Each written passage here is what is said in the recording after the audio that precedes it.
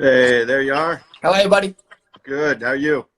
Yeah, good, mate. Good. Just got back. I like that choice. Like that choice of sweatshirt. Oh, you like that one? Looking nice. Looking just got nice. back from. I told you, just got back from a crazy run to the grocery store. Yeah, it's a wild. It's a little bit nutty experience. Yeah, I know. I hear you. I was at Costco yesterday. Yeah, it's definitely a different adventure than it normally is. Yeah, it was interesting. It was a lot quicker, though. I'll tell you that. Yeah, that it is. And I tell you, I was in Costco yesterday, and they were awesome. You know, everything was wiped down. Yeah. Like little places for you to walk everywhere you went. It was good. It was good. Yeah, it was. I went to King Supers, and they, the guys were just restacking the shelves. Obviously, got a shipment last night, but super clean. Everyone's really respectful. I feel for those guys working so hard right now to make sure everything's stacked for everybody too. Yeah, so yeah. It was really nice. Yeah, and everybody, in the health industry and everything that's out there, just doing the stuff that it's amazing. I keep watching all the news, all the stuff that's going on, and how people are helping each other out. It's nice to see people coming together. It is. I think to everyone, like all the people working in the health industry right now too. And obviously we do. As you know, we do a lot with UC Health. So everyone's. I think everyone's doing a great job right now, which is kind of really nice to see. But obviously these guys do it every day anyway. We're just kind of experiencing the hardships of it now. So. Yeah. Well, hopefully it's going to be short-lived. I hope. We're making the best out of it. We're trying to make the best out of it. In our jobs as well. So, hopefully everybody else out there is making the best of enjoying the family time. I know we're playing a lot of Uno in this house. I know that. So that seems to get beat. We got some Jenga going on here. My Uno skills are going to be stellar by the end of this. Yeah, actually, we played a couple of Uno rounds on Saturday. Oh, okay. Since I was about 15, so it was fun. Yeah. Well, and I got my Star Wars fix in last night. So the new Star Wars just came out on DVD, so I had to watch the one prior to that to catch myself up before I watch that again. Yeah. Star Wars is not my thing. I'm more of a Transformers guy. Okay. Yeah, I don't mind Transformers. Yeah. That's not so bad. But, well, good. Well, yeah, let's, I'm just kind of curious. I know you and I have talked quite a bit, over the last couple of weeks, trying to keep in touch and see what each other are doing. But, tell me, what are some of the things you guys are doing with the Rapids that's maybe a little bit different than what we're doing? Yeah, well, I think, as we spoke about, obviously our sports science group is working pretty hard right now with the guys. They're doing some online yoga classes, the online workouts. Obviously, they have their personalized workouts that those guys have put together for them. And we have apps that we can kind of see it. And look, for me, I just check in with the guys, once a day, every other day, just trying to make sure that they're ticking along nicely. We're starting some video stuff this week as well, which has been, really good. Just kind of tying some things together. And obviously the hardest part, as you know, is there's no end date and there's no timeline for it right now. So just trying to get a feel for what's really productive. But I think, the lads, we've done some cooking classes, which has been quite funny. And I know the guys do yoga, and obviously there's a once a week workout on there as well. But look, really, I think now, we've been 2 weeks, give or take, and I think now the time to start kind of taking some thought process over with the football world as far as what we're trying to achieve and having a look at opposition and things like that as well. So, you guys?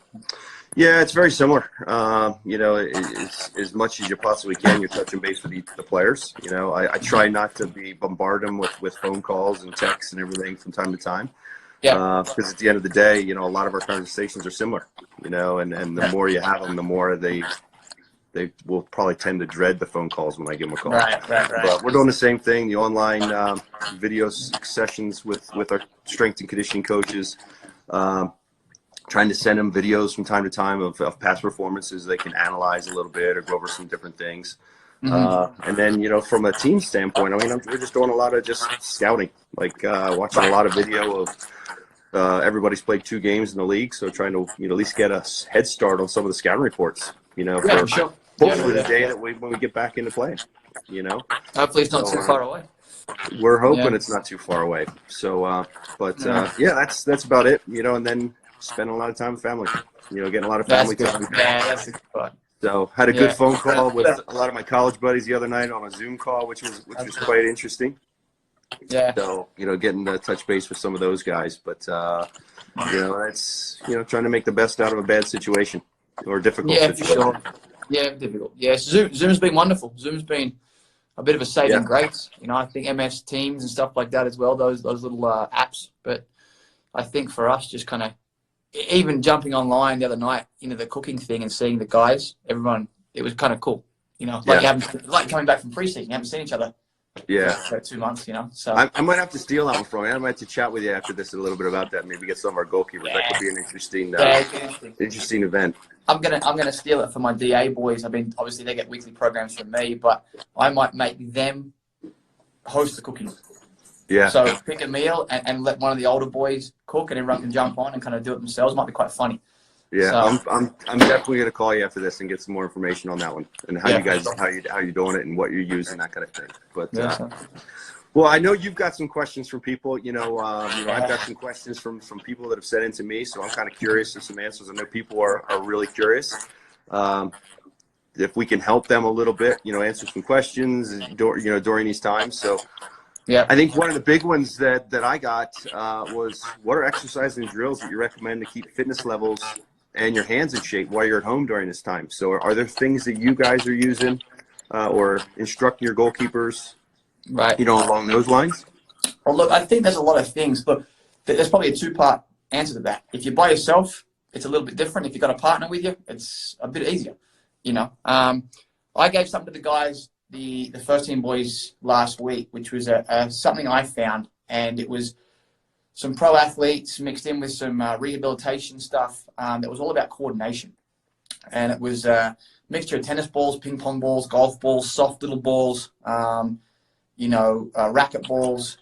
And it was just a lot of hand-eye coordination, off walls, double balls, footwork with, hand-eye coordination, working with a partner, just some reaction type work as well. And a lot of stuff we would do, like, hands on top of the balls, they drop the ball and you got to grab it, just stuff like that. And the boys have been, the first team boys have been posting some pretty funny videos just of them trying to do the coordination exercises. But I think for me right now, look, as well as I do, for the first team boys, the pro boys, finding that rhythm is going to be a pretty quick process. It's probably going to be 5, 6, 7 days of just finding that again. For me, it's more that cognitive thought, just keeping them ticking over. So I put together it was a video of a bunch of different, there's probably, 50 odd different coordination drills on there. And it's just all little balls, hand-eye coordination. And then I think for the younger guys, what I did for the DA boys, and we made some videos and stuff, but just little things where, like you're volleying against the wall, catching it with hand shape, you're throwing it against the wall, catching it with hand shape. Stuff where if you can lie on the side and you've got someone banging the ball in, where you're just going off the wall, on your side, waist high and low. And I think too that you can get a little bit creative with that too. And I've encouraged the younger boys to get creative with it. Some of the stuff they've come up with has been brilliant, but it's also making them think. But I think for me, just the hand shape and the soft hands and a little bit of the rhythm type stuff is quite simple if you've got a wall and a football, and even easier if you've got a partner as well. Yeah, and I think those are great ideas, and I've tried to think, with myself and Mirza, the Monarchs goalkeeper coach, and our Academy goalkeeper coach Luke, trying to come up with other ideas. So I know, like, just kind of out of the box stuff. So I know I've found some things with NFL wide receivers. Yep. With similar stuff with like tennis balls, racket balls. Right. But then there was like hand yoga that they were doing. So we sent that kind of thing, for exercises with their hands, to keep them strong. Yep. So, but I think, looking outside of the goalkeeping world, it has been fun. And that's something I know that I've kind of tried to expand a little bit of my horizons. Okay, what are some other sports doing that are similar? To goalkeeping that we can maybe kind of steal from them a little bit.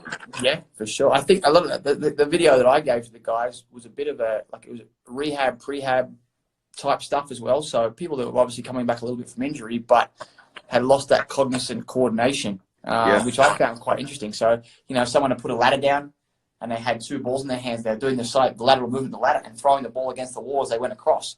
Now, she made it look really easy.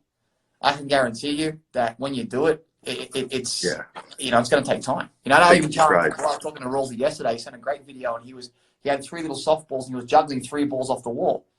And I said, "How'd you find it?" He goes, "Well, this is tough." this is really tough, you know. And I think he went, you know, 6, 8, 10, so on and so forth. But it was, you know, I think for me, that sort of stuff is really kind of cool and kind of thought-provoking.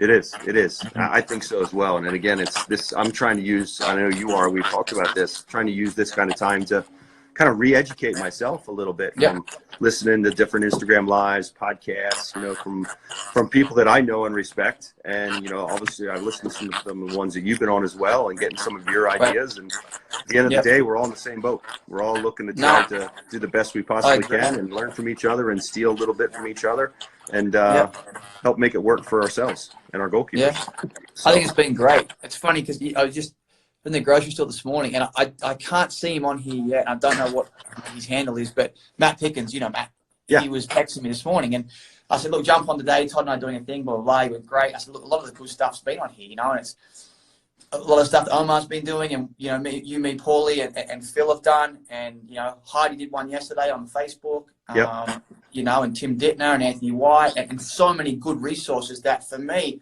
taking notes and learning stuff has been brilliant, you know, and I've even, you know, even yesterday after Whitey's thing on with Omar, I was texting him a little bit about some stuff he said I thought was really interesting, you know. So more so than reading things and stuff like that, listening to podcasts and listening to everyone's interviews, I have found really, really interesting and exciting because it's time that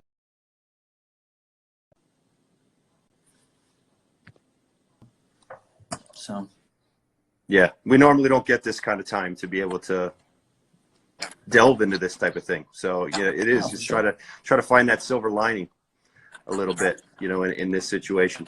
So I know there's been a bunch of other questions, you know, that I've gotten. Let's see if we can try to answer. I'll ask you one more here. What should a goalkeeper's daily training, whether it's training, fitness, nutrition, etc., kind of look like in order to prepare to play in college or a higher level? Like, what would your suggestions be for somebody that's looking to play in college, looking to play maybe at a higher level after college? What are kind of the building blocks that they should maybe be doing or looking at or concentrating on to kind of prepare themselves for that? Yeah, I think it's a really good question. You know, I think there's probably a few things that they can be doing. Obviously, number one, to get ready for college,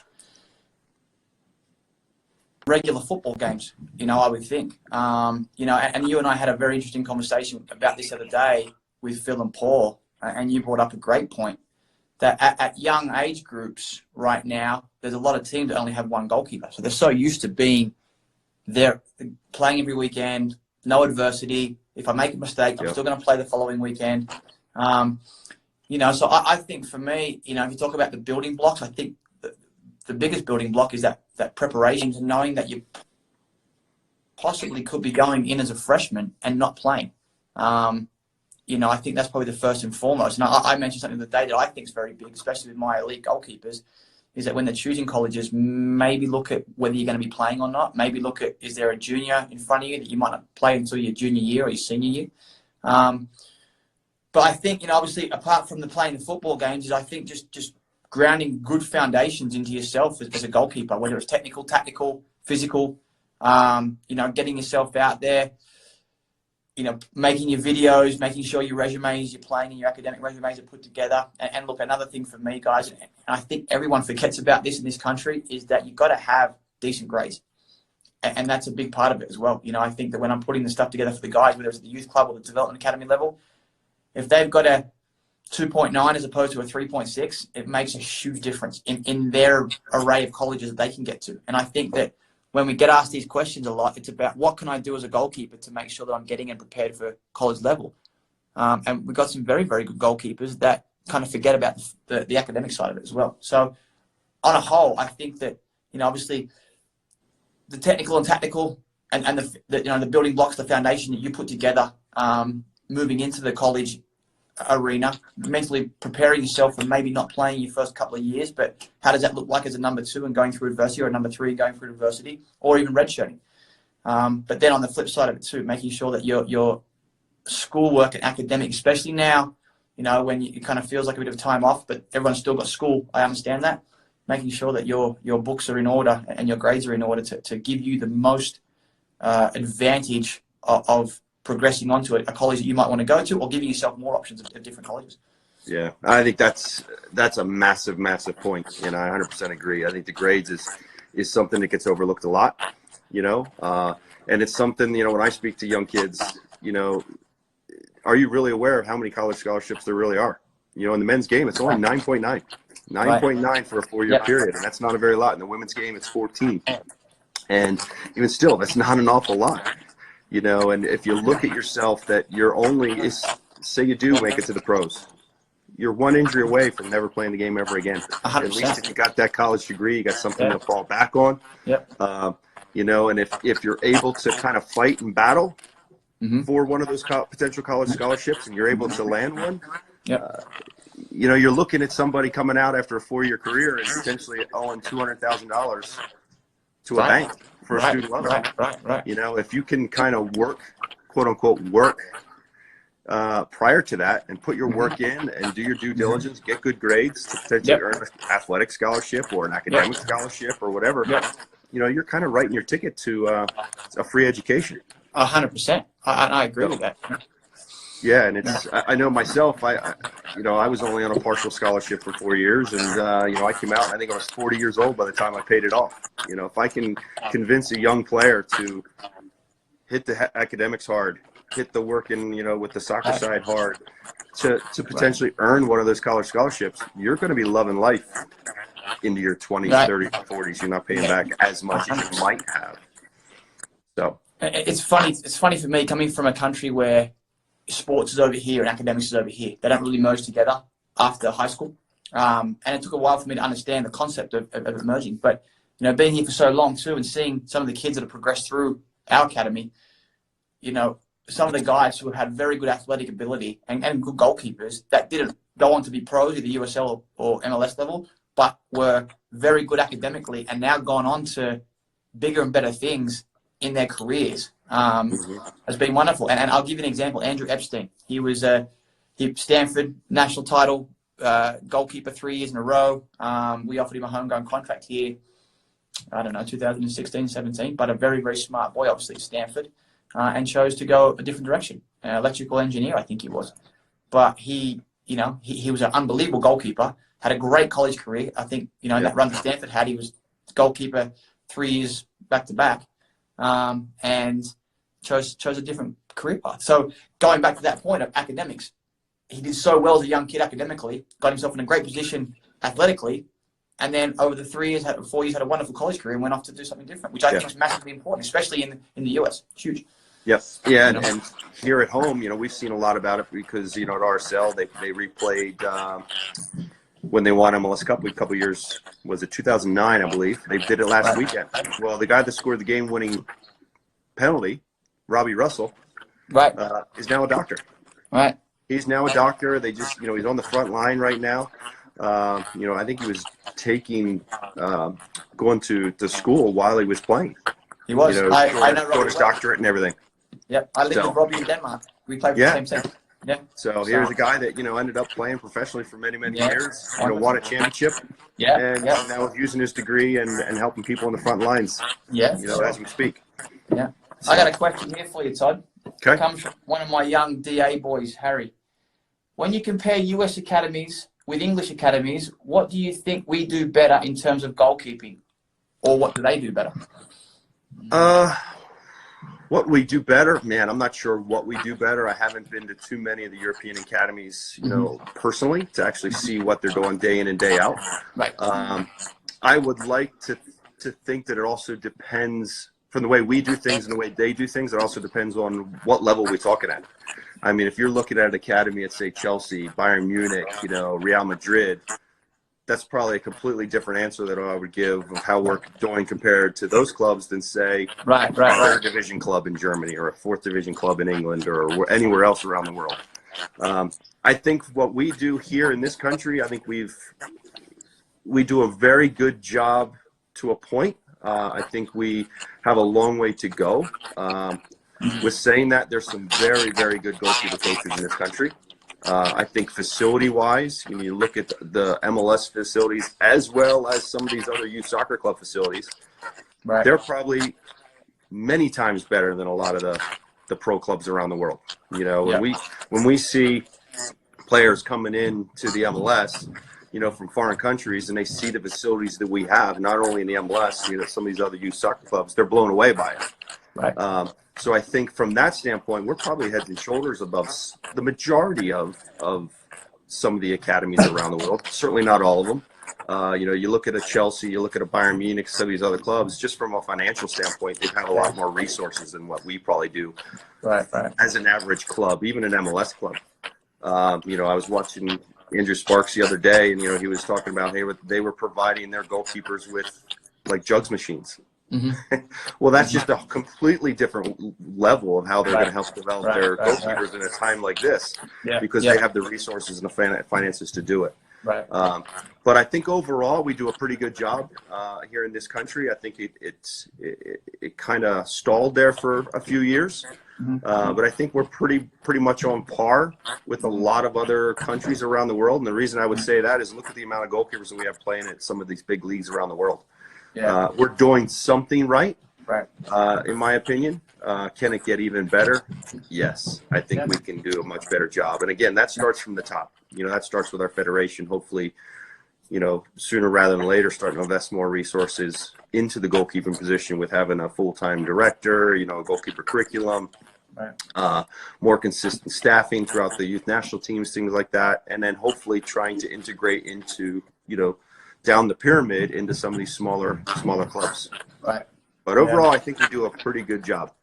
Yeah, no, I agree. I mean, spending a little bit of my youth days at two big clubs in England, I think the biggest difference then was that the youth academies were possibly getting 2 sessions a day and or training every day, which was, you know, we get in the morning, we clean the boots, we'd do our chores as young YTs, we go out to train 10 a.m. and then, you know, Monday, Wednesday, Thursday, Friday, play Saturday, Sunday off, and Tuesday we spend at school. You know, I think now some of the MLS teams are starting to adapt that with homeschooling and online classes, and, you know, they got those homestay programs, and some of them have live-in residencies, and, you know, I think you guys might have that there now at Salt Lake. But I think that's the evolution in MLS and in America, is that now there is a bit more financially aware for the youth stuff, which I think is producing better players, but now getting more on that European type schedule where there is young players in every day, every morning, doing their chores, off to school in the afternoon, maybe a session at night. I think now we're getting ourselves on par, and I know there's a lot of clubs in the US doing that, and, you know, I know we're on our way towards that right now. We're building towards that, which I think is wonderful. But I think that's only going to help the process as we go, you know, here.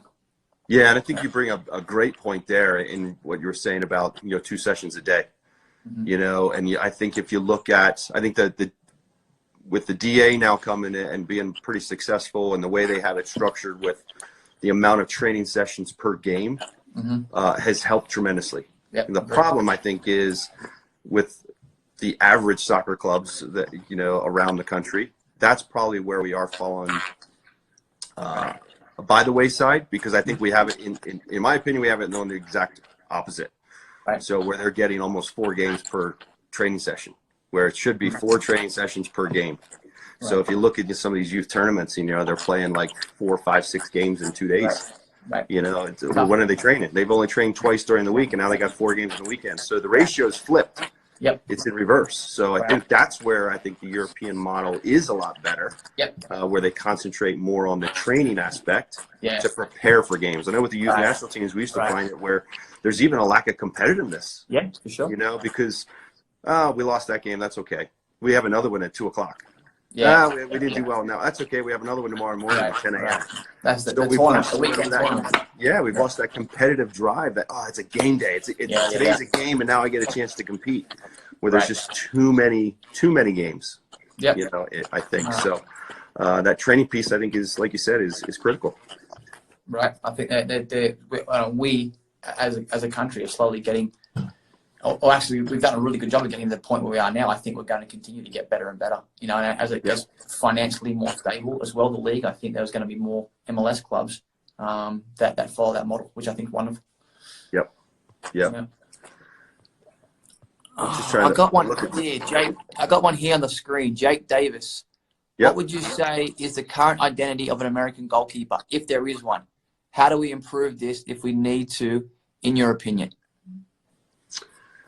I think that the big identity for me, I think, is the American goalkeeper is just generally very, very athletic. And I think the nature of that is pretty simple. From a young age, we're playing basketball, we're playing baseball, we're playing tennis, we're playing soccer. There's such a wide variety of sports that we're exposed to and we begin to play at a young age that I think that really helps us in the goalkeeper position.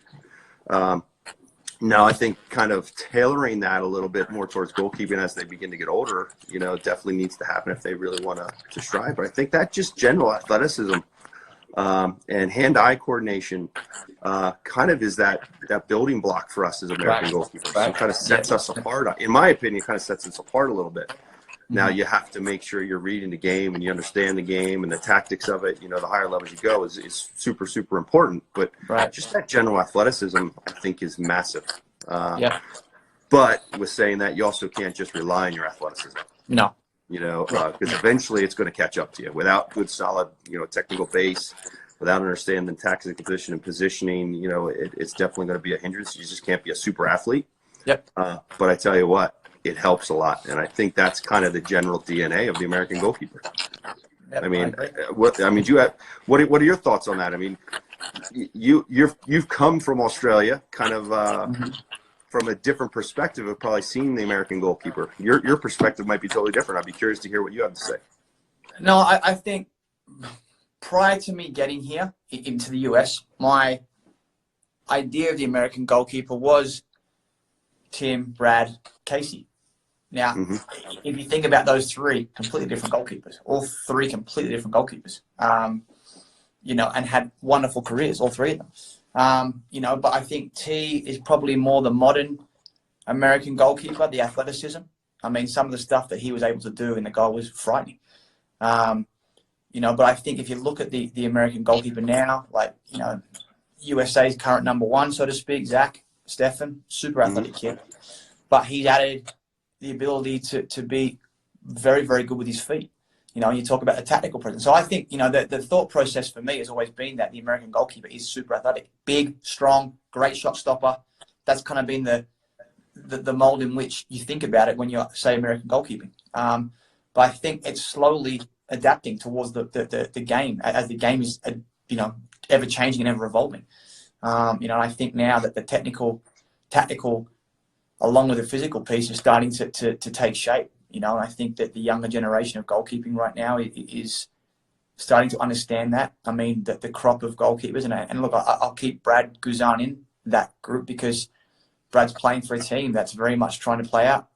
His feet, he's very, very involved, especially in the Tata. His feet were a huge piece of them being successful. And I think for Brad, that's wonderful to see, being a bit of an older goalkeeper in our league, so to speak.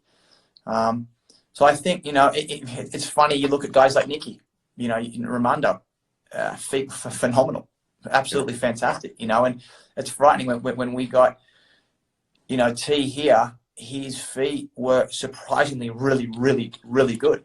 But he just come from a league where, and the team he played for was, play the first ball out, and if it wasn't on, then he was looking to hit the forwards. But when we asked T to play, his distribution and range of distribution was fantastic. And, I think that's ever evolving. And Nicky, we go back to our conversation the other night about Nicky Ramondo and the size. Does the size matter? Well, if you've got attributes like Nicky Ramondo, then no. So I think that's different. It's a different kettle of fish now, maybe, than what it was 10 years ago. And it's like we chatted, when it was, Paul and, Phil, yourself, and myself last week, about, size. And if you're 5'9" and you play like you're 6'5", doesn't matter. Right. 100%. But if you're 6'5" and play like you're 5'9", that can be a hindrance, as well. So there's negatives on both sides, but the comment, I'm not sure if it was Phil or Paul or if it was yourself, mentioned that, Nicky was, 5'9", maybe 5'10" with studs on. But all the other attributes made up for his lack of height. Right. So he was able to succeed for 20 plus years, in this league at a very, very high level and went to a World Cup. And, he was only, he's limited in size, but man, oh day, his timing his awareness, his tactical knowledge, his foot skills, like you mentioned, were just off the charts. So it made up for that lack of height. And I think, I'm just reading the questions that are coming up here to evolve on that question about the American goalkeeper. Does size matter? For me, there is a little element of size, yes, 100%. But I think that if you are at the excelling at the intangibles like you talk about, if you're at the very, very peak of intangibles, whether it's playing out from the back, your feet are very good, your distribution is very good, you're an exceptional leader, you're very comfortable playing behind the back four, cleaning up that space, and obviously you understand yourself as a goalkeeper. You're probably not going to be one coming to catch things, constantly in the air, but you understand you're a bit more of a line goalkeeper. You have good, reading of the situations, and you're a good shot stopper. Does size matter? Probably not as much, but you have to have something extraordinary in those intangibles that separates you from the bigger goalkeepers. Yeah, I agree with that 100%. 100%. So I'm never one for size. And if somebody's going to tell you that, hey, you're not this, you're not that, to me, that's your fuel. Right. That's your fuel to say, you know what, I'm going to prove you wrong that I can do it. Right. So for any of you out there that are listening, use anything. When somebody tells you you're unable to do something because you're too small or you're too this, that's your fuel. That's your fuel to get yourself out in the training field and have those intangibles to be even better. 100%. So, but some good questions. I know we have some questions. Some good ones coming up here now too. I'm just saying. I'll answer this one quickly, Todd. To back on Harry's question about the academies. Christina just popped up here. Do I foresee the Rapids Academy having high school at some point? Yes, that we are ever evolving to try and get to that point so we can have that homestay program for the boys. So yes, 100%. That'd be great. That'd be awesome to see a lot more of the MLS teams. I agree. I think it's massive. Yep. Because for us, I know for us, we're spoiled here because everything is under one roof. We have the first team, we have the Monarchs, and then we have the Academy. So if we need a player to fill in, whether it's a goalkeeper, an outfield player, we can go down the Monarchs. If we can't get one of the Monarchs, we just go right down the other end of the hall and we try to grab one from the Academy. And that's very European model, which I think is the way, Vancouver and Philly and Toronto. And I mean, Toronto setup, you've been out there, it's brilliant. They've got all their fields and T2s and the first team and the Academy all training together, which is the same as you guys got there. That is where, the MLS is getting to. And we have come leaps and bounds in the 12, 13 years I've been here, leaps and bounds. And I came the year the DA started. But to see it where it is now since 2007, I mean, it is night and day and frightening. And I'm really excited for where it's going in the next 10 to 15 years, because I think that we could really produce some high quality players in this country with the way that we are trending, which is great. Yeah, and I mean, you're talking about that development piece is what you're talking about, getting more kids to higher levels. When you've got a 15, 16-year-old academy kid that you're now able to pluck and place into a first-team environment, a couple times a week from a development standpoint, and now we're playing against grown men, it's leaps and bounds for those kids. And we see it, day in and day out when kids come in and out of us, and they're training with us consistently or they're training with – I mean, we had a 15-year-old goalkeeper in part of our preseason for a couple of days. Right. I mean, that's massive. Yeah. As long as it's not going to hinder them from a physical standpoint. No, for sure. Then, hey, if they're able to do it, let's do it. And, it's probably not every day, but every once in a while, throw them a little bit of training here with the first team or with the Monarchs. It's massive for their development. Yep, it's great. I mean, we've had over the last 4 years, we've had 15, 16, 17-year-olds in every day at training. Yeah. Our 19s boy, our U19 goalkeeper just turned 16. He's been with us pretty much all of the second half of last year. Abraham just turned 17 now, a homegrown goalkeeper. He's been with us for the best part of 18 months, in and out of the first team. So it's huge. It's a very big part. And even the field players, we have the ability to pull the field players in every day. And we're pulling 4 or 5 in at a time some days just to make up the numbers, which is wonderful for the academy. Yeah. Well, there's some others here. I know Omar, our friend at Pro Goalkeeper Academy, sent something in here. How do you guys feel that we can improve the image of the American goalkeeping moving forward? Is it landing more goalkeepers in Europe, or goalkeeping education and the improvement of goalkeeper coaching? I'll let you start with that one. Okay. I think it's it's funny. I've listened to Sparksy and Anthony talk the last couple of days. Obviously, Sparksy was here and went abroad, and Anthony's thoughts, who's at Bournemouth back in. I think, and backing on what we were just talking about, it's a very broad spectrum when you say, I want to be a goalkeeper in Europe, or is it the best idea to go to Europe? I'm starting to think now that there's two trains of thought. I think that we have a league now that is up and coming and very much watched worldwide, and the academies are up and coming and ever evolving. I think for me, if you're doing well enough, looking to stay here and play games and earn first team minutes is just as important as saying, look, I want to go abroad and play somewhere else. Now, you look at, I think Zach Steffen's a wonderful example. He goes away at a young age. It didn't work out for him. He comes back. He gets his first chance with the first team at Columbus. He has a wonderful couple of years, excels in the league, gets his chance with the national team on the back of Nicky and Timmy, retiring, and Goose are still there. Has such a good couple of years here in the league that he ends up getting a move, and a big move, per se. So I think looking at it like that, now you look at Goose and you look at Timmy and those guys. Goose played in the league for a bit before he left. So he had a year or two before he went off to Manchester United. So I think that now the league's evolved 10, 15 years down the track. I think that trying to develop your craft and stay here is just as good, if not a better option right now than trying to pave your way overseas. If you do a good enough job in your home front, those opportunities will arise, and those opportunities will arise for you to play first team football rather than go over there and find yourself on a Division 2 team, maybe not even playing. Right. I think it's probably kind of a catch-22, but I think that it's an evolving question, and I think that it's changing based on how well the league is going here and the opportunities that young American goalkeepers are getting in this league. Yep, I agree wholeheartedly. So I'm trying to look down here. I know there was a question, and I was given, and I actually had a long conversation with a gentleman last night about it, from California, about length of time, for training sessions. Right. Is it better to have an hour training session if you're a goalkeeper coach and you're going to do a private lesson or whatever? You're looking about an hour or 2 hours, 3 hours, kind of what's the general time frame? I know I gave my opinion to this gentleman last night. I'm kind of curious to hear yours. I'm sure we're very, very similar in this topic. You and I talked about it a little bit before we got on the air here. So I'm kind of curious on your opinion on that.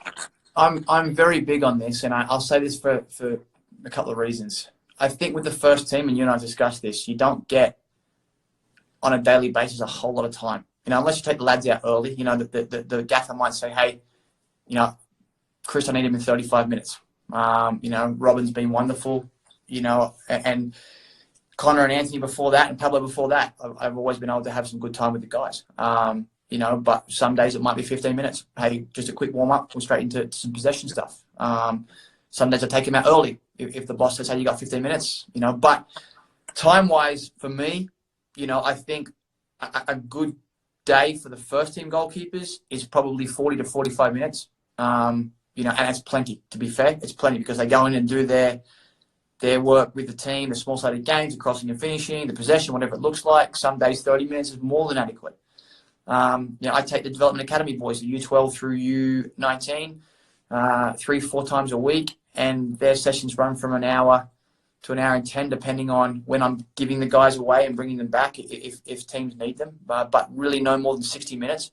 Again, they go off with their teams for 30 minutes and play and crossing and finishing and so on and so forth. And then I think the debate with my academy and the youth club, they run for an hour. Their sessions run for an hour, which I think is wonderful. Especially when you've got higher numbers, you get more reps in with no problems.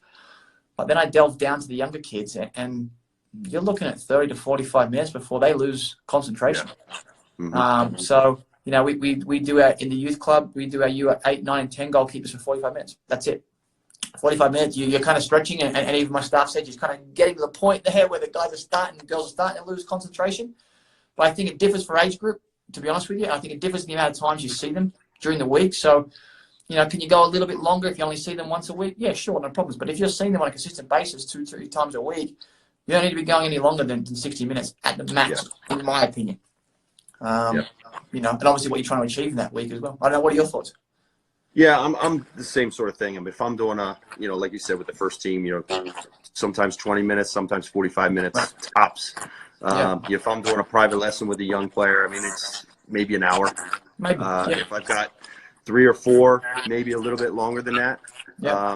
But my train of thought was something I was always, you know, I learned at a young age when I was coaching. You know you're doing well when you come to the end of your training session and the kids are like, we're done. 100%. You know, if you're getting to a training session and the kids are like, what time is it? What time is it? Are we done yet? You know, you're doing something a little bit wrong. So, you know, that shorter time frame, I think, it engages them more. Right. You know, they focus for a short amount of time. You get in, you get out, you do your work, you're done. And I think that's always what I felt, that I'm really getting to a young player when they're going, what do you mean we're done? No, we're done. We'll see you tomorrow. We'll see you next week or whatever. You know, you're leaving them on a really happy note that they're, wow, that was enjoyable. You know, especially at the young age, you got to have fun, and they're feeling that they got something out of it. So I mean, I'll give you something for any coaches out there watching, and I'm looking at what's popping up here, and I want to answer this question next from next GK Academy. But in the our core goalkeeper sessions, we've come up with a system where we set up 4 or 5 different stations throughout the course of the session. So if we're working on handling for all intents and purposes, there's a station on clap dive left, a station on clap dive right, waist high left, waist high right, front smothers, volleys, driven balls, whatever it looks like. And obviously as we go for the age groups, there'll be different additions to it, second ball, third ball, whatever it looks like, different footwork, you know, covering different amounts of ground. But I find if you're running good sized groups with good number, you know, and low ratios, you might have 6 kids to a coach or whatever it looks like within your group sessions. As we've done that, and, you know, you blow the whistle at 60 minutes or 65 minutes, and the kids come in and they're looking at you going, is that it?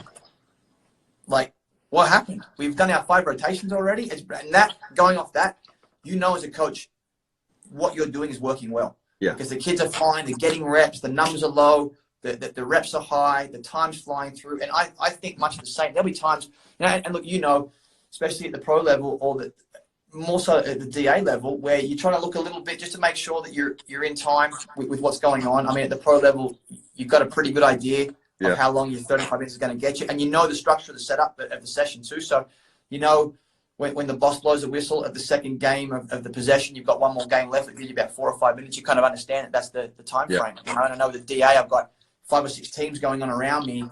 You know, where I've got to send one and then pull one back and then send another one and pull one back, and you know, so I think that. For me, managing that process, and especially with time, is huge for the kids. But I, you know, to be honest with you, mate, you know, for the older guys, 30, 40, 45 minutes, and you can make your time as you go is great. And for the middle-aged high school and middle school kids, I think no more than an hour is plenty for them. On a given day.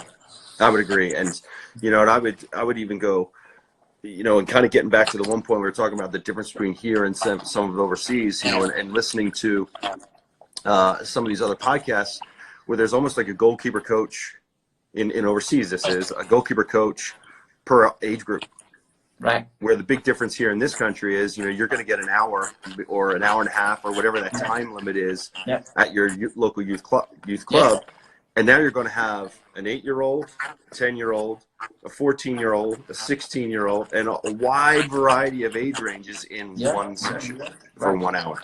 Right. So, and I think that's always the difficult piece to handle. So I think any of these youth clubs that are out there, either break them up into smaller age groups or hire more staff.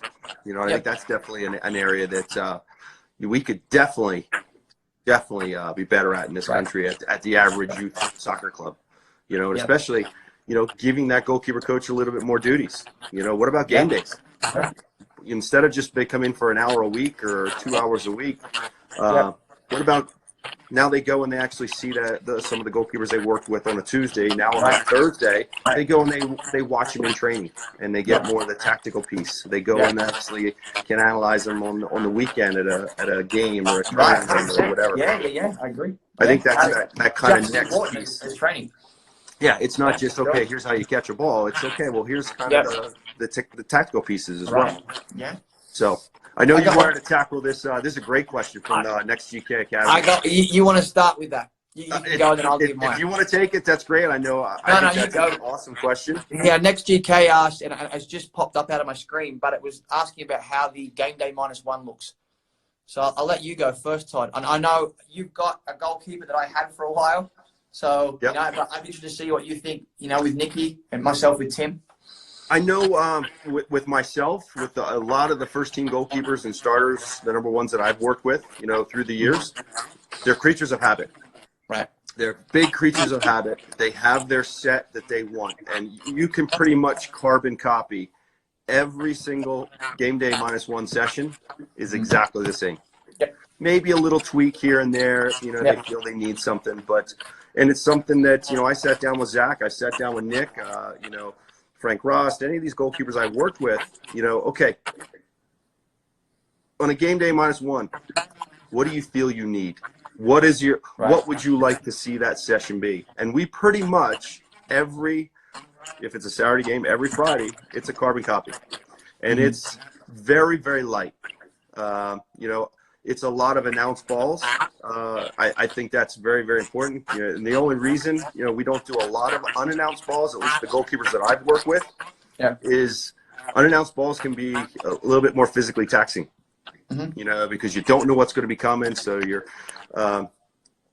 we do a lot more, just a lot of footwork, get a sweat, a lot of hands from a lot of different angles. And it kind of preps them. And then they're usually going into some sort of small-sided activity, whether it's 7v7, 8v8, and then restarts. So those sessions are always pretty short to begin with. Yep. But they're always, I have them for maybe 20 minutes, and it's the same session. If you look with Zach, he wants a couple little volleys. He wants a couple little passes. He wants a couple quick turn-ins for some volleys, some half volleys. But all announced balls that he knows what's coming. So he's going into that match on the Saturday, or whatever night that is, where it's a lot of confidence. He's got a little bit of a sweat going, but he's got a real good feel and a good rhythm to him going into that match. Yep, I agree. I mean, what are your thoughts? I'm sure Tim was probably pretty similar. Yeah. T was identical. We had he set Friday. And on certain days, on certain Fridays, or day before the game -1, the time would differ slightly just depending on what the first team was doing. If they changed up their activation or, the head coach changed or whatever it looked like. But it was like you say, announced balls. It was a routine. It was a rhythm. We both could have done it with our eyes closed by the time we got done with it. And look, my job in that was just making sure that the service was good, that his rhythm was good. I never had more than 2 goalkeepers in that session ever. I throw that out there because unfortunately for the 2 and the 3, the game day -1's about the 1. And sometimes having too many in that session can kill the flow, and all you want's rhythm. And really for us, we do a little small-sided games on that day as well, so a little activation and then quick, short, sharp bursts of games. It was the little bit of handling and the footwork and the movement and the goal that we did, and then they got their primer from the small-sided games, and if T didn't touch the ball for 5 minutes and then made a worldie in there, done. I'm happy off the set pieces, you know what I mean? So I think it's not a taxing day by any stretch of the imagination. It's a very much a routine day, very much the same as a warm-up is on the game day for me. And even for Clint now, we changed his slightly from last year, just this year, just took a couple of things out and added a few things in just to freshen it up a little bit. And obviously it's worked great so far. But, a few years ago, I had to take reps out of T's pregame game day -1 because he's a workhorse and he wanted extra reps, as I'm sure Nikki did. And, just trying to find that balance of having a good sweat on, but not too hard, not too physically taxing, but making sure he was ready for, mentally for the next day. That was purely my job and what that game day -1 consisted of. I agree. And I think the hardest job for me was those game day -1s and the pregame. And for basically what you mentioned, service. your service has to be, the pressure for your service to be quality on the game day -1 as well as the pregame is critical. Yep. So, for me, those are days that I know I'm always going out and I'm striking balls to make sure that I'm going to have them going into that game with some quality repetitions. Yep. So I know for me, that was, if you're going to say what days are the most stressful for you, those are the stressful days for me, because that's when I really got to be on my game to make sure that player, that goalkeeper is ready to play the next day or in the next 20 minutes if it's a warm-up. That's how important, and for any goalkeeping coaches watching, that's how important our job is in that as well. And I think I even take that, I even stress that at the development academy and youth academy levels when we're out warming up the goalkeepers on game day. Sometimes there'll be a gap between my last day of training with them and their game day because we finish on a Thursday and their game's on a Saturday. But I take just as much pride with the development academy warm-up as I do with the first team warm-up because, for those boys, it is their livelihood. For those girls, it is their livelihood. They want to warm up the same way that they're watching, and it's great. And I'm sure you mentioned something the other day in your podcast with Omar about getting better, young goalkeepers getting better and coming out and watching the session or the warm-up prior to the first team game, watching Zach, watching Nick, watching Tim, watching Clint, watching Will, whatever it looks like. If they're watching it, and I see so many of our goalkeepers sitting behind our warm-up in the stadium every weekend, I think it's wonderful. But it's also showing them the importance of how good you need to be in a game day warm. Now, sometimes you're absolutely woeful in the game day warm-up and you have some of the best games you've played because it kind of switch on a little bit, I've seen Tim have, warm-ups where it might not be clean and he gets angry, but it kind of gives him a little bit of an edge. And we get into the game in the first 5 minutes, he's asked to come up with something big and he's onto it only because of the way the warm-up went, And there's nothing that drives you more nuts is when you personally have had a bad warm-up because the balls are going over and it's just like, oh man.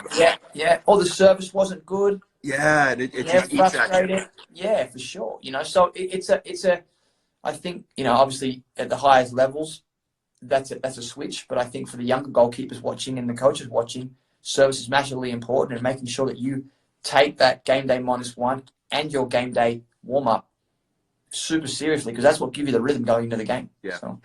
And I think it is important, the young goalkeepers go and watch as much as they can. And they go and watch, the warm-ups. I know for myself, it's not a good warm-up day for me when we're at Rio Tinto and I don't see one of the goalkeepers I work with fish. I can pretty much guarantee it. And I think he's listening here. I come walking out, with the backup for the night, and Fish is always there to wave and say hello. And he's one of the first kids, and he'll sit and he'll watch every warm-up.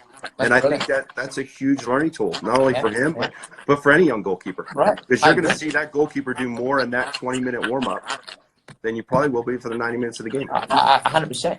And that's the same thing for any college goalkeeper watching out there as well, or any development academy goalkeeper. When you're being looked at by the pro coaches, I get more out of their 30-minute pre-game warm-up sometimes than watching them in the game at college.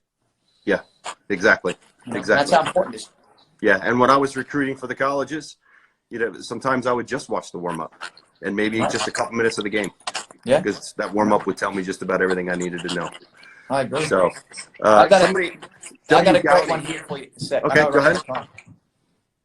I recently read Tim Howard's book and talks extensively about how his relationship with his coaches have shaped him as a player. What is your philosophy on the importance of the coach-player dynamic? I think it's borderline everything.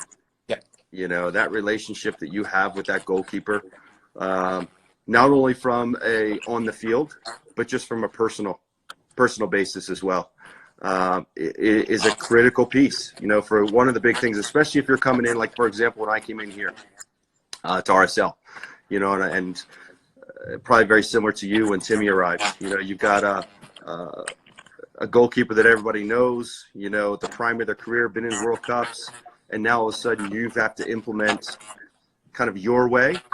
If you don't have that trust, that they trust you and they know and have that faith that, okay, that they know that they care and they're looking to make me a better goalkeeper, if you don't have that relationship, I think it's going to stunt the growth of that goalkeeper, and they're not going to be able to perform at their highest level. I know for myself, you know, I always sit down with a goalkeeper every time.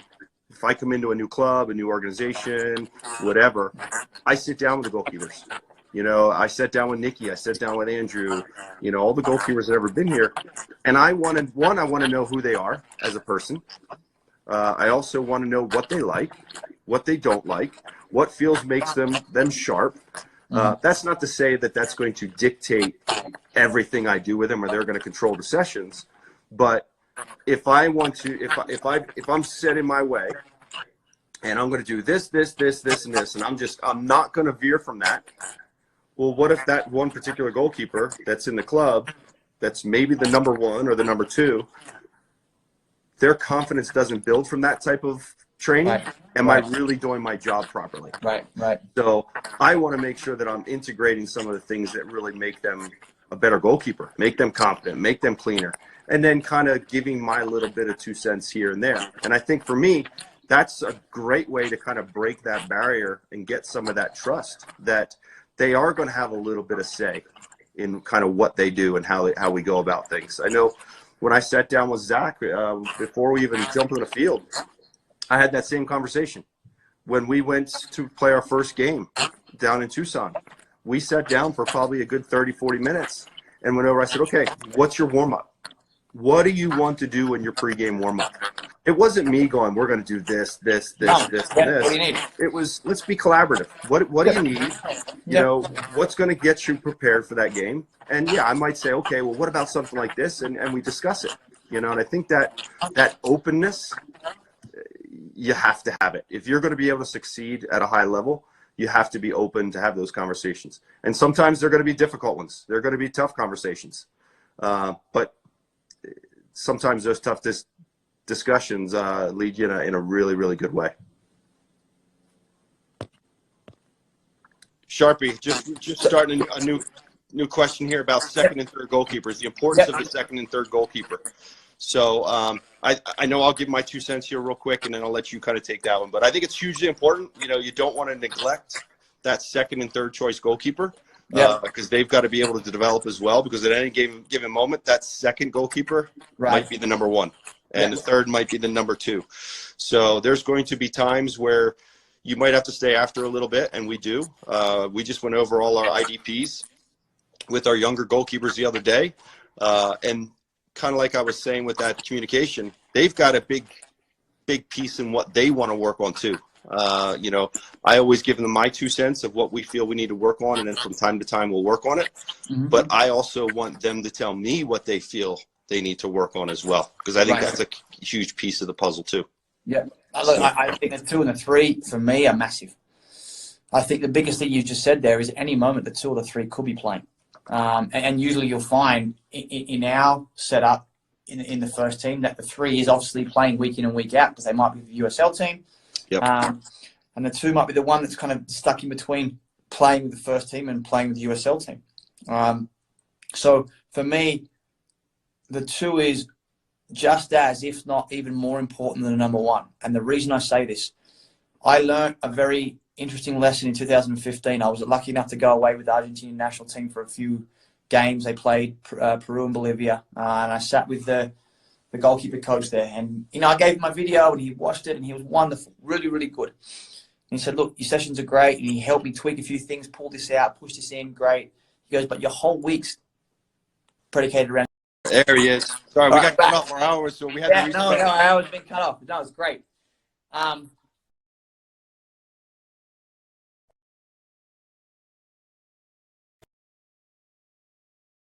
he said he learned at the club level in the first team, if you cater everything towards your number 2, your number 1 is always going to be sharp. And I kind of, what was the thought process? Number 1's always happy. They're always playing. So they're going to be happy. Obviously, you look to put the moments in during the week that you're looking at if you're playing LAFC or Seattle or whatever it is, and you're trying to graft your sessions towards what you're going to see on the weekend.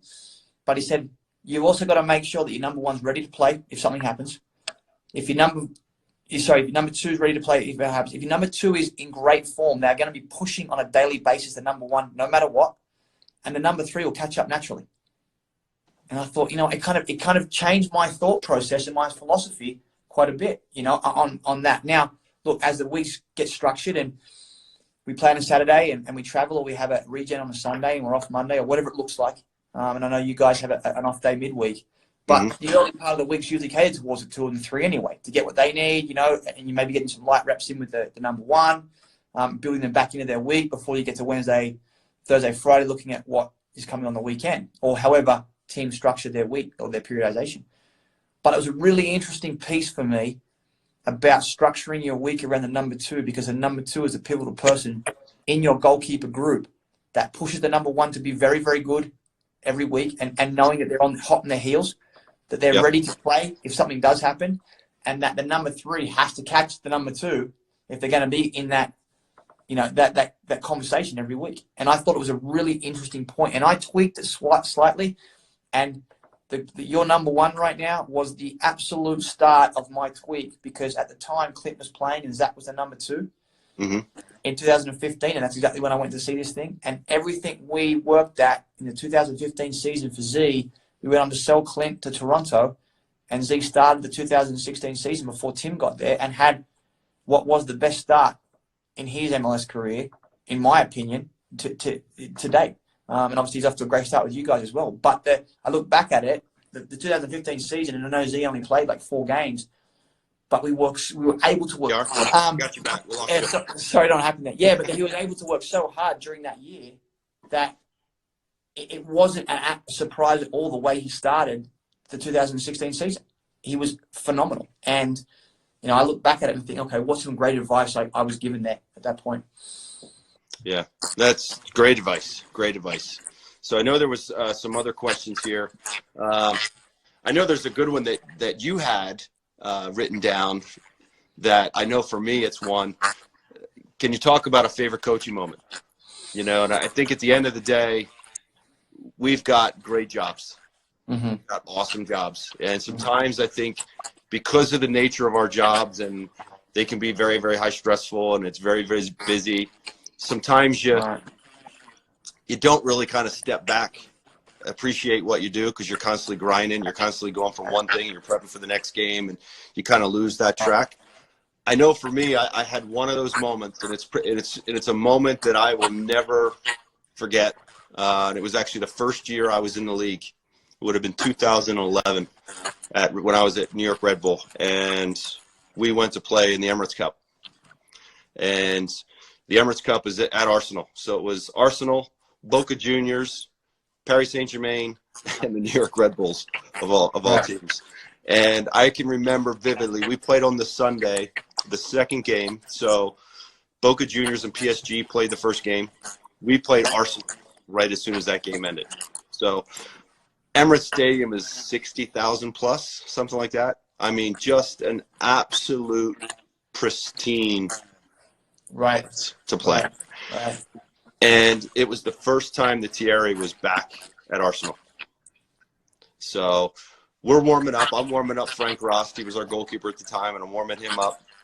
So, again, we played the second game. So by the time our game warm-ups, it was a packed house. There was 60,000 people there. And I'm about midway through the warm-up, and all of a sudden, the place went absolutely bonkers. Everybody in the entire stadium stood up, started screaming, going nuts, and I'm like, what is going on? And I literally turned around, and I looked, and Thierry's coming out the tunnel, kind of waving his hand. And it was one of those moments that usually I would just kind of go about my way and continue on my warm-up, but it was one of those moments that I just I could feel the hairs on my arm just poking up, and it felt like 20 minutes. It was probably about 4 or 5 seconds. I just kind of looked around, and looked, and was like, this is just an amazing place to be in the world right now. And I can't believe here I am standing, on the field at Arsenal. Thierry's walking out, and the place is just going nuts. I know for me, that's a moment that I think of from my coaching career and probably from my entire career that I'll remember for the rest of my life. And it was, and we went on to tie. I don't know how we did, and we won the Emirates Cup. I have a medal to prove it, which is even better. So I'm sure you probably have one. I'd be curious to see what's a moment that kind of sticks out for you. I have a few very different spectrums, like very different scales. Like, and you know, being involved, and I'll take it in the pro level at this club for so long. You know, it's gone from watching my young goalkeepers develop all the way through, and then becoming or signing as a pro. You know, but there's one moment that sticks out with me that I will never forget as long as I'm at this club, and it was probably my first taste of like real success with the first team. Was the Western Conference playoffs in 2016 against LA Galaxy, and we'd gone there. We'd lost 1-0, going back to our place, knowing that, you know, we hadn't lost a game at home all year, so we were in a good shape. Gushy bangs in an absolute worldie from 40 yards halfway through the first half, and they never really looked like scoring. I don't think Tim had a whole lot to do during the game. We were pretty comfortable, and we got to kind of the 80th minute, and we were looking at each other on the bench going, we're going to penalties here. Like, nothing's happening. But T and I had studied the penalties, and Zach as well, studied the penalties quite hard during the week. And look, for me, I only had T for, 4 months. You know, he came in the end of June, beginning of July, and here we are in November. And I remember standing there on the sideline, you know, you stand up and the PKs come up, and we had our little routines and stuff between him and I. You know, and I remember we picked the first 4 penalty takers just between ourselves. And I remember thinking to myself, and I didn't say to anybody, I remember thinking that he's going to save these. Like, in my head, I just had that feeling, you know. And Gerard scores the first one. I mean, you're talking about some big players. You know, Gerard scores the first one, T goes the right way, gets a fingertip on it. Dos Santos steps up, second player, T goes the right way, pushes it over the bar. You know, and then Ashley Cole steps up and T saves it. I mean, there's 3 massive players you're talking about right there. And then, you know, one of my old teammates and a good friend of mine, Jeff Lorenowicz, steps up the 4th one. And funnily enough, we watched a heap of video on him that week.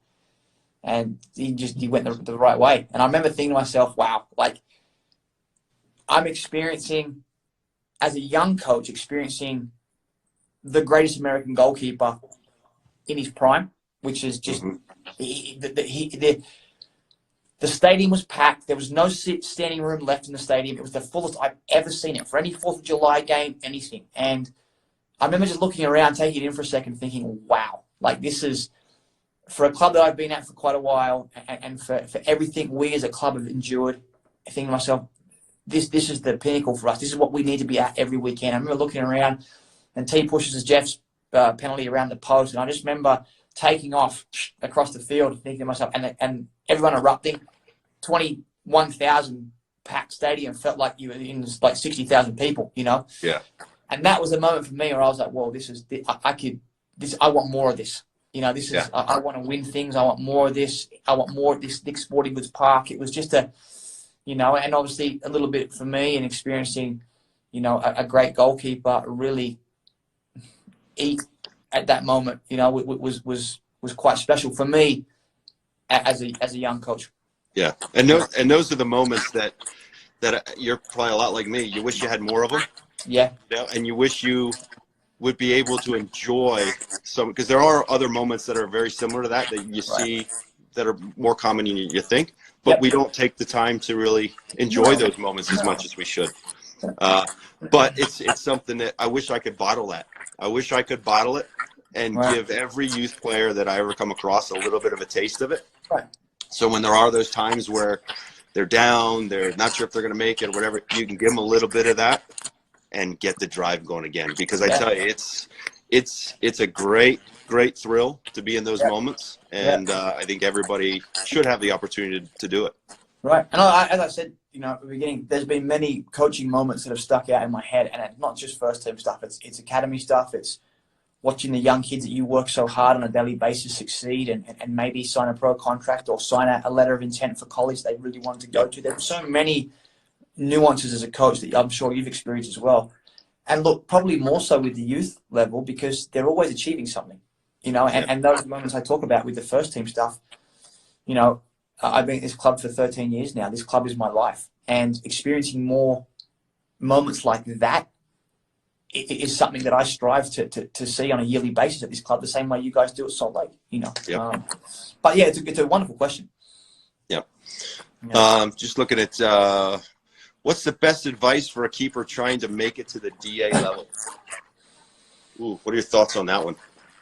It depends on what level you're playing at, I guess. And the biggest thing for me is, and look, when I get the chance to, I'm out watching games at the youth club level, because there's basically where we're trying to take the next DA goalkeepers from. But again, it goes back to probably a couple of things for me. Playing well on the weekends, making sure that you're consistently playing consistently well on the weekend and being seen and being noticed by the right people that are watching.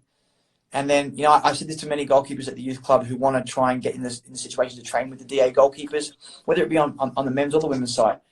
Keep asking the questions, keep pushing the envelope a little bit with the coaching staff. You know, some of the boys and girls sometimes are just a little bit too shy. I'm not good enough, or I didn't get asked to train with the guys. You don't know until you ask. If you feel like you've been overlooked, just push the envelope. Now, look, if you ask me, sometimes I get in trouble for being a little bit too honest with the kids, because I tell them how it is. And I think that's a bit of a way the world has gone left side right now. But I think for me, for those kids that are close to the development academy level, and you feel like you're being just overlooked a little bit, just ask the questions.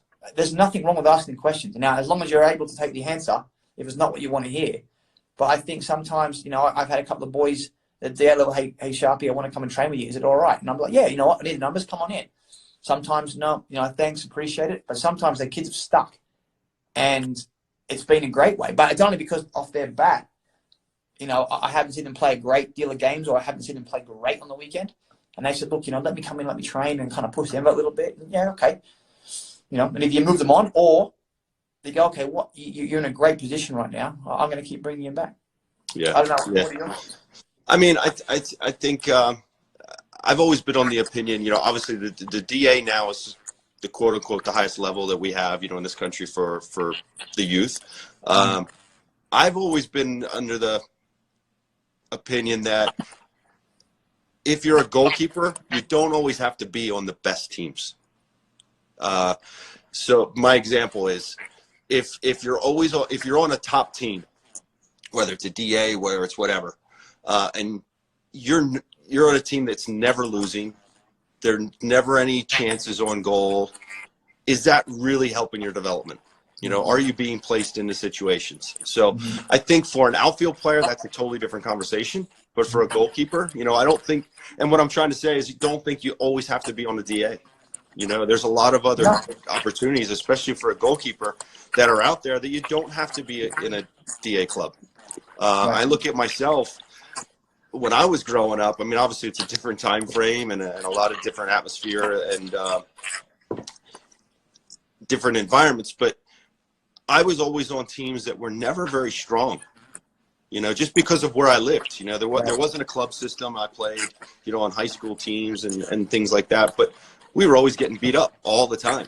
And I look back and I'm like, that's probably why I was able to succeed at the levels that I did, because I was placed into so many different opportunities. Right. And I had to make so many different decisions that if I would have been on the top team in the area all the time, I probably would have stunted my growth a little bit. You know, I would have developed.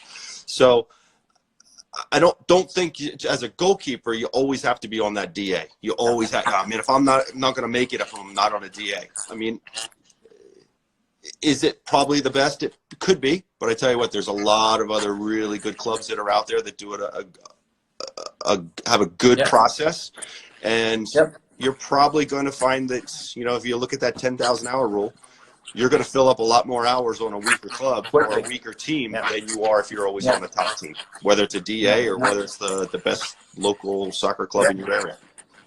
That's a wonderful point too, and I get that from parents all the time, you know. And I think that sometimes they overlook. Look, my son's team's getting beaten 4-5, 6-0. Okay, but your son's facing way more game action on a weekly basis than he would be in the teams 2 above, so to speak. You know, and look, I gave a presentation some months ago to our youth club kids. We did a handbook and gave it out, but they asked this question, and some of my best development academy goalkeepers over the years have come from 3rd and 4th division teams that over the time of the 11s, 12s, 13s and 14s, they've been on a team that's been getting shelled every week and then have jumped the guys who have been on teams that have not been getting any action. Mm-hmm. You know, their feet were better, their decision-making was better, their starting positions were better, just because they've had to adapt to doing it for 70 minutes every weekend. Otherwise, they were going to lose 6, 7, 8, 9, you know. And I think that's a wonderful point for those kids. You know, if you're on teams that are allowing you to improve by getting a lot of action every weekend, you're in a really good spot. Yep. You know, now the flip side of it too is the exposure. I understand the exposure that a DA goalkeeper might get and an ECL goalkeeper might get to a club goalkeeper. 100%, I understand that. But again, it goes back to my point, making sure you're consistent every weekend. When you go to the out-of-state tournaments, interstate tournaments, and coaches are watching you and college coaches are watching you, make sure those are the weekends, those are the games where you really are concentrating and consistent and doing your job well. Yep, I agree. 100%. Try to look at some of the other questions we got here because there's that's a good one from Wesley 1. What attributes do you guys look for in goalkeeper coaches when bringing them into the academy level? That's a good question. You know, I think for me, obviously when you need to have the knowledge base, you have to have the technical eye, especially with the youth. You know, I think that technical aspect is huge. You know, you have to have the ability to really get nitpicky and be able to visually see some of the technical components and be able to correct them. But I think another big one for me, which often gets overlooked, is personality. Yeah, for sure. You know, the personality is massive for those younger age groups. You got to have the ability to get down on their level, you know, and talk to them. You know, they're in a different world than we are. I mean, I'm 40, going to be 48 next month. You know, if I'm trying to explain something to a 14-year-old, that's 2 different worlds. You know, and you have to have a little bit of that personality to be able to get down on their level to maybe explain something to them or demonstrate something with them. So for me, yes, you have to have that general understanding of knowledge of the technique, the tactics, all that, but personality and the ability to adapt to different age groups and different styles and lifestyles. You know, do you have the ability to deal with somebody from one area of the world versus another? Because you know, you're looking at places like us, the kids are coming from all over the place. You know, they come from all different walks of life. You know, and you've got to be able to adapt and have the personality to be able to kind of poke and prod and get the most out of every single one of those kids. So for me, that's huge. I'm not sure if you're similar or disagree. I agree 100%, mate. Personality for me is everything. And I think that we go back to our conversation with Paulie and Phil about, you know, what we're looking for in young goalkeepers right now.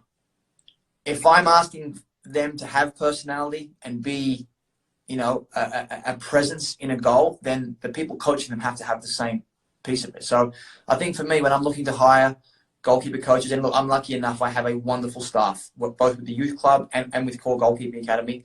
But everyone's different. Everyone's got different personality. But being able to adapt yourself to an age group, being able to adapt yourself to an ability level, being able to adapt yourself to different groups, depending on what you're coaching, when you're coaching, and how you're coaching them. I think for me it's huge. Now, you know, a lot of the times you get goalkeeper coaches that are very, very good, you know, as far as sending out presentations and organized, but they lack a little bit on the football field. I think for me, especially those young development ages, being very good, very well organized, very understanding in your thought process and what you're trying to achieve, and the ability to sometimes handle what might be chaotic moments in a session is hugely important. And again, if you have a good personality about you, a strong demeanor in the way you coach, a giving and a caring demeanor in the way you coach, you're going to find your results as a coach are very good. And that's what I'm looking for when I coach. Now, I also look for, when I'm taking the guys on, a bit of diversity. You know, I don't want to have 8 guys or girls that are exactly the same in their coaching. You know, and that's why for me, having wonderful women and men's coaches in our core academy sessions are huge. But again, for the directors of the youth club, for the guys that I oversee, you know, they've all got their great personality traits for their regions. That for me is first and foremost in their ability to teach and their ability to deliver their information. Yep. Perfect. I'm trying to look at some of these other ones here. I got one here from Matt Stott, who's one of my DA goalkeepers. Okay. Who is the one that actually runs a session, the goalkeepers or the coach? That runs the sessions. Wow, what a question that is. That is a good question. I think the coach is the one that is responsible for setting everything up, you know, and setting kind of the framework. But at the end of the day, it's the actual goalkeepers that have to implement all that. And if it's breaking down, whether it's by structure or whatever, is it benefiting the goalkeeper? So I think you definitely need that communication. Again, it goes back to that communication and relationship with the coaches, that if they're not getting, and we've all had it, we've all planned sessions that maybe break down. You're like, oh man, this isn't working the way I thought it was going to work. Right. Well, the player, the goalkeeper that's actually being a part of that it's especially at our level, they're going to let us know. They're going to be like, hey, you know what? This isn't really working out or whatever. So does that mean that they're running it? Maybe right. Not. Right. But you have to have that kind of back and forth, that relationship. Hey, do you like that? Do you want to modify it a little bit? So I guess you could say they are kind of running something that we're coordinating. Right. I guess might be the best way to say it. Because at the end of the day, our jobs revolve around preparing those goalkeepers to be the best goalkeeper they can possibly be and be able to perform at the highest level so we can win games. So they're definitely going to let us know if something is going well or if something's going not so well and we need to kind of change something. Right. So I guess it's probably one of those, which came first, the chicken or the egg type of thing. You know, who's really running it? We're coordinating it, but they're probably running it a little bit. Right. So it's a good question. I mean, what are your thoughts on that? You know, it's very similar. Yeah, I'm as you know, I'm huge on culture. You know, and we've built the club here on goalkeeping culture. And it's a good question because for me, it goes back to a little bit that coaching question. We design the sessions, design the weekly flow, set the sessions up. I think different sessions require different answers in that scenario. You know, sometimes you will be completely in charge. Whether, you know, it's a technical session and you're serving for their handling and stuff like that. But if you're doing a bit of a working rotation type day, especially with younger goalkeepers, where there might be 2 or 3 balls, it might be ball slipped through, it might be shot stopping, it might be crosses with the second ball coming in, whatever it looks like. And you as the coach are coaching rather than serving balls because you've got the kids serving. They are in that moment the ones that are running the session. You are delivering information, you are advising them. And the reason I say this is this: we ask the kids to have presence and ability to talk and organize and see things on a football field and a game day. It's very hard for them in a goalkeeping session to exude that on a daily basis because they are, you know, goalkeeper sessions, as we all know, are very, you know, they can be very routine at times. They catch a volley, go low left, low right, through footwork, whatever it looks like, catch a cross. For me, that culture piece that I talk about comes from those moments where they are the ones actually running the sessions, verbally creating atmosphere, which is a big, you know, a big one that I have, creating atmosphere. It might not be called running the session, but creating the atmosphere is you guys organizing and talking and having presence and helping if one of your peers is struggling, or, you know, congratulating someone on a good save or whatever it looks like. So I think there's 2 sides to that. You know, I think we are the ones as coaches that deliver the information, put the sessions on, have the structure. There'll be times to stop it, natural times to stop it, you know, in sessions. But I think that when you're in those working rotations, even with the first team boys, those are the lads, you know, when they're trying to beat each other on the shots or the 1v1s or whatever it looks like, or whipping in crosses, or they're doing distribution, you're facilitating their needs. Therefore, at those moments, they are running the session. And you are trying to, at younger ages, push them to have presence and atmosphere and create atmosphere, which in turn will turn into what you're looking for on a game day.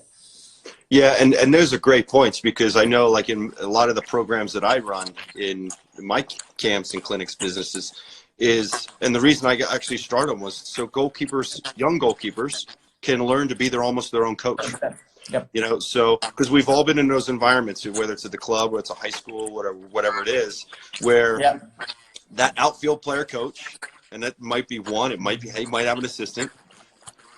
Odds are they probably don't have a lot of goalkeeping experience. So what do they typically do? Goalkeepers, go off on your own for 15, 20 minutes. We'll call you when we're ready, and then we'll join you back in. Come back. Well, yeah, for sure. If that young goalkeeper doesn't have any idea of what the technique is, doesn't have any idea of exercises to train that technique, doesn't have any idea how to correct the technique, it's not going to happen. What's going to happen? It's going to be you and I just tossing the ball back and forth. Well, are they really going to get anything out of that? So I think that the point you make, they have to be able to run that session and understand the session. Yep. And especially with the young groups, I'll be like, okay, now where would you take this exercise from here? To kind of quiz them a little bit and say, okay, this is what we just did. What's the next piece? What's the next phase of it? So they start to think a little bit and almost become their own coach. Yeah. So when they are in those instances when they're all alone or in the backyard or during this time right now with the coronavirus, you know, where they're by themselves in a backyard, they've got a ball, they've got a wall, and maybe a brother, a sister, a mom or dad or whatever. You know, can you still go out and get something out of a simple session? Maybe it's just you and your dad, or you and your mom, or you and your brother or sister, or whatever the case may be. Yeah. Todd, I want to address this. One of my coaches has just jumped on here, Joey Vella, great coach, one of my core. He does the local club in Boulder. But we have a thing here. You might laugh at this. We have a thing that we started way back when. If you're late to a core session, you have to bring lemon cakes. And it came from Starbucks. One of the young goalkeeper coaches turned up 20 minutes late, and one of the coaches said, next week you're bringing lemon cakes. Oh, the lemon loaf. That's my favorite. Yeah, so Joey just written, what's your analysis on lemon squares? That's the analysis, Joey. Don't be late, pal. You won't have to bring them. Well, it's funny you say that because Freddie Juarez, he's our head coach here. Yeah. We're big Starbucks guys, whether we're here in Salt Lake or especially when we're on the road. Right. And I get a nice caramel macchiato. He gets a nice caramel macchiato. And almost every single time we're on the road, what do we also order? A lemon loaf. Love it. So there's nothing better than a Starbucks lemon loaf. Nice caramel macchiato. So, but hey, there's a good question here by John Holliner. Do you think there will be a mini preseason for when the league resumes? And do you think there will be opportunity for unsigned goalkeepers to get a look once play resumes? I think there's definitely going to be, at least from what I've heard, I'm sure you've probably heard very similar messages that there's going to be a couple weeks. We don't know how long that's going to be. I think it's definitely going to kind of play on how long this break really is, which none of us really know at the moment. I have heard the commissioner and several publications on almosoccer.com say he thinks probably 3 to 4 weeks of some sort of training, which I think we're going to have at least a few weeks. Right. In regard to unsigned goalkeepers, I'm not sure about Colorado, but I know here we're always looking at goalkeepers. It doesn't matter if it's during this time or not. That's not to say we're looking to sign a goalkeeper per se, but are there goalkeepers that are going to come in from time to time, you know, on trial, whether it's with us, whether it's the Monarchs, whatever, just to have a look? Yeah, that happens pretty much all year round. Type of thing. So I don't think that'll be any different when that kicks off, when we kick off again, as it would be if we were just continuing to play these last, month or so. Yeah. So, but that's kind of the feeling I get. I don't know. You might get a different perspective from Colorado about training. Yeah, same. I think that, from everything that we've heard, our end is obviously there is no end to what we're going through right now. So I think that everything we've heard is just there'll be a bit of time for the lads and the teams to get back together and start training again, whether that's 2, 3, 4 weeks. I'm obviously imagining that the longer it goes, the longer that's going to look. Yeah. Obviously just from a health and safety point from the players and injuries and stuff like that. But to answer the backside of that question, look, as soon as everything goes back to normal, it'll just resume as normal for me. And those opportunities to have a look at those goalkeepers that are unsigned and, continue to watch the USL and stuff like that will resume as we do on a daily and weekly basis. Yeah, I would agree. So, looks like there's some other questions here. Ooh, here's one from actually one of my goalkeepers who's been in some of our overnights. Lizzie, down in North Carolina. During PKs, what should I focus on to get a clue about what side the kicker may go to? Ooh, I'll let you kind of take that one. Well, I think there's probably a number of different things. Look, first and foremost for me is I think that the biggest advice I can give you is don't change your mind. If you have something in your head that's giving you a little bit of a perception previous to that kicker stepping up, stick with it and give everything you've got going to that side. Or if it's something you thought of, maybe that you see them going down the middle, stand up and be strong. But I think you're looking at tendencies maybe with how far they walk left or right. Is the angle they're giving themselves impossible to come back across their body, across yours? Have you done your homework during the course of the game? Are they inside of the foot finisher? Are they finishing it with their laces? I think too, sometimes waiting for a plant foot's a little bit too late for that moment. But look, if you're looking at eyes and you're looking at body shape, we have the ability, obviously, at our level to do our homework previously on this. And maybe at college level, you guys get a little bit of that as well. And I would give advice to any college goalkeeper out there that if you're going into a game, you'd ask your goalkeeper coach or your head coach to give you a couple of videos on PKs previously that team has earned. But I think for me, as the moment they place the ball down, you're looking for some little tendencies. Where are they looking? Are they looking at you? Are they looking to one side?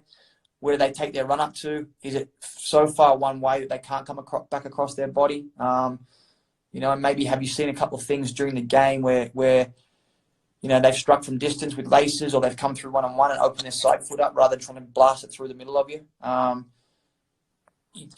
think for me, again, at the end of the day, when you haven't got a whole lot of resources in that position where you've seen something before, if you have an inkling, which other goalkeepers we do, stick to it. Don't change it. Because you'll end up second-guessing yourself, and maybe you don't get a push or the ability to cover the range that you probably would have. I don't know. What are your thoughts? Yeah, I think you hit the nail on the head pretty well there. I know for me, it drives me nuts every time, you're listening to a game on TV and they're like, oh, the goalkeeper guessed the wrong way. It drives me nuts. It's not like we're going eeny, meeny, miny, mo, I'm going to go right or I'm going to go left. Right. They're educated decisions, but like you said, you're watching their approach to the ball, how they set it up. When they put the ball down, do they maybe take a peek to the direction they're going? There's little telltale signs that are going to maybe give you a little bit of a clue of which direction they're going.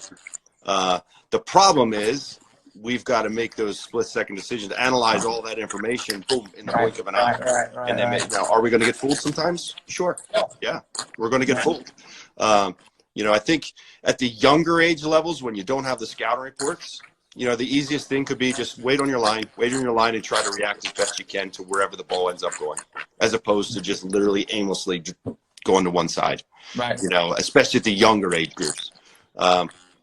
But it's always a difficult one. I think for me, I'd love to see the MLS shootout come back. I would prefer that any day. You might be the only person. Oh, I love the MLS shootout as a player. I loved it. Just because it's a little bit more 50-50. Right. It's a little bit more of an edge. Not to say an edge, but it's a little bit more equal. Though, yes, they might make it, they might miss it. A penalty, you're not expected to save them. There's no pressure on us whatsoever, in my opinion. So. Well, I got one last one for you, Todd, because I'm going to have to shoot here because we've got some video coming up here that I got to jump on. But no problem. I want to ask you a question. Okay. I thought this might be a good way to finish. How do you, for the first team boys, construct your week from Saturday to Saturday, giving the game to Saturday to Saturday? What is your thought process? What is your mindset? what are you looking to achieve during that 7-day stretch? For me, if we played on a Saturday, Sunday's usually off here. Normally the Sunday is off, and they'll come back in on the Monday. Monday's a regen. So for the starter, they will do the full regen with the team on the Monday. We might add a little bit of just some handling, some footwork type of stuff, but very, very light, just to kind of spark their interest a little bit, get their hands going, get a little bit of a sweat, and that's about it. Very, very rarely will they jump into any small-sided stuff. So the focus on the Monday is going to be on the 2 and the 3. So that's where because most likely they haven't played on the weekend. Maybe the third had played if they were part of the USL game, if they're playing, or whether they were home or away or whatever. But the focus on the Monday would be on the 2 and 3, and that's when we break out the IDPs. So the individual development plans, and trying to focus on some of their specific needs. So say, for example, crossing is one of the points of interest for that number 2. That's going to be a day that we're going to focus a little bit more on their individual need to help develop in that specific area on the Monday. And the same with the 3. I'm usually bringing them out, and that's usually some form of, not a full blower session, but definitely they're going to know that they had a workout, because most likely they didn't play on the weekend, and we still want, from a physical standpoint, want to make sure that we're keeping them on par. So if they are going to have to play the following week, they're fit enough to be able to do so from a physical standpoint. Yeah. The Tuesday, then the number 1 kind of rejoins. That's probably the heaviest load day of the entire week, from top to bottom. So that's when we'll start to implement some sessions into who's the opponent.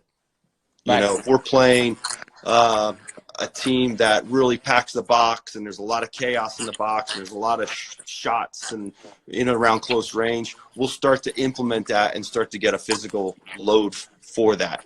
Wednesday is typically off. Thursday, we're looking at a game day -2. Mm-hmm. That's typically a day where we'll do some crossing. Mm-hmm. Typically, again, now if we're playing a team that's maybe not a wide service team, we might not do a crossing as much, or have a focus on it.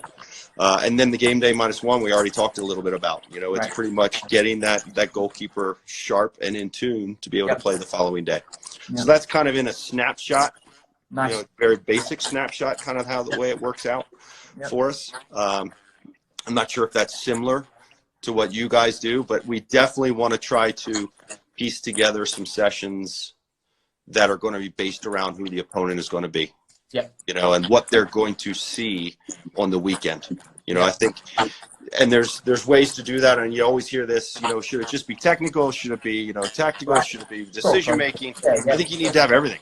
You have to have a little bit of everything in there. Usually at the beginning of the week, on those Mondays, it's, or I'm sorry, on the later stages of the week, the Thursdays and the Fridays, it's going to be a lot more technical, a lot more announce balls and things like this, because you're gearing them. Most of the heavy work is going to be done at that Tuesday session. Right.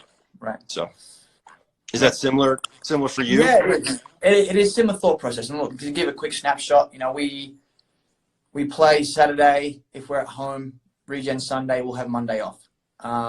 So obviously if we travel Sunday, we'll have, the regen will take place when we get back. Monday off, and then Tuesday just get going. For me, it'll just be slowly integrating number 1 back into the session. So, if we play at home, the Sunday session will be for the 2 and the 3, 100%, and the number 1 will integrate with the first team, just the regen, whatever it looks like. And I usually give them an option whether they can come out with the team or they stay in, and they might want to lift, or they might want to do something a little bit different. I've got no problems with that. But the Sunday and the Tuesday are basically catered to the 2 and the 3. Again, looking at those IDPs, areas that we need to work on, maybe something we didn't hit the week before. One of the days for me will be a bit of a harder day for those 2 guys as well. So trying to stimulate a little bit, maybe on a Sunday, of what the 90 minutes might have been for them on the day before for not playing. And then obviously as we go, build the number 1 back into a Tuesday. It won't really be about the number 1 on the Tuesday. It'll be about the number 2 and the 3, but just kind of giving them a taste of, you know, the week to come, really, and then kind of hitting our Wednesday, Thursday, Friday on what we're going to see on the Saturday. And for me, always building in, you know, at least 2, sometimes 2.5 to 3 sessions of what we're going to see on the weekend. Our go day is Wednesday, as your go day is Tuesday. Our go day is Wednesday, which will be, you know, whatever it looks like for whatever the opponent is on the weekend. And then Thursday, we'll look at the service they're going to get from the wide areas. Is it higher? Is it lower? Is it you know, closer to the 18? Is it deeper? At the end line, they have cut backs. What are we kind of, you know, bodies in the box is usually a service day on the Thursday. And then obviously a Friday, like we talked about earlier, is a game day -1. So the routine of the number 1. So in a snapshot, that's really what our week looks like. You know, and obviously it differs with travel and differs with home games a little bit. Not too much, but just slightly. But that's generally in a very broad spectrum of how a week looks. Yeah. Well, it's perfect. Hey, I know for myself, Chris, I've really enjoyed this. I hope everybody out there has enjoyed it. I know, Chris, you're a lot like myself. If people have questions, please, I'm an open door. You know, feel free to shoot me a note if I can help in any way. I'm all about trying to help goalkeepers in this country develop and get us to be the best goalkeeping nation in the world. So please let us know. If it's something you guys enjoyed, let us know as well, because I know myself, I'd love to be able to do more of these. I'm sure Chris, maybe we can bring some more people in as well. And yeah, just let us know what you guys think, and we'll hope to see you guys again soon. Appreciate it, guys. And from my end too, anyone who wants to DM me, throw me some questions, happy to help. And then, you know, Todd, maybe we talk about doing this, you know, once a week for the kids, and as we get questions, we can kind of fire them off. So that'd be awesome. All right. Awesome. Thanks again. Thanks, guys. Bye, everybody. Be safe. Wash your hands. Be safe. Thanks. Bye-bye. Bye-bye.